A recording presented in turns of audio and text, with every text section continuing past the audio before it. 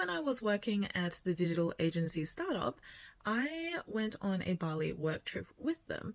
And this was actually so that we can film content on a contract agreement with resorts and hotels and some restaurants. I think it was like about 10 or 11 days or something over there. At that time, I didn't know that if I was taken advantage of when you're fresh out of university and it's like your first job. By that time, I was like, oh, okay. Like, it felt a little bit strange, but I had nobody to, consult.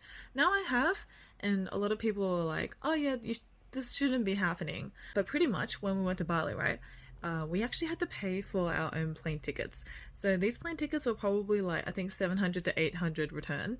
We had to pay it from our own pocket. But how we paid it was very strange. After looking back on it, I'm like, this is very confusing. But pretty much we used the director, their credit card to pay for all of it, but then we had to pay them back.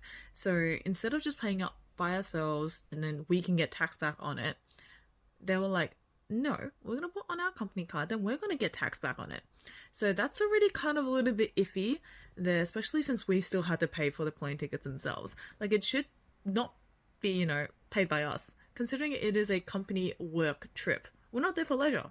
Another part was very, very, very strange to me at that time, but I really had no reason to kind of say no. They asked me to forfeit 1 week of my pay so that they could, pretty much pay the drivers and any food and whatnot. Because accommodation was pretty much all paid for due to the contract agreement between the resorts as well as a boss who was the travel influencer, who was the director as well. I don't know how cheap Bali is. I've never been before. So I'm like, okay, that's cool. But I still found it weird.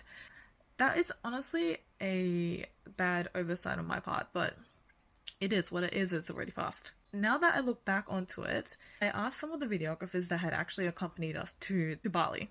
They were like, oh yeah, we just had to pay for our plane tickets. We didn't have to pay for anything else.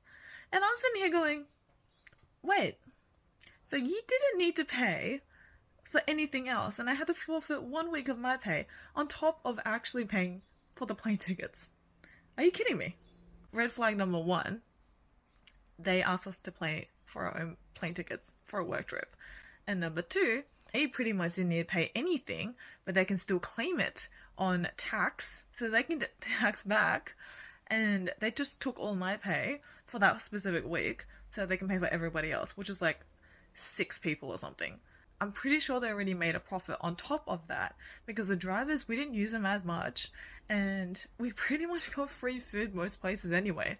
So yeah, don't do that, especially for startups. I don't think I ever want to work for one again, ever.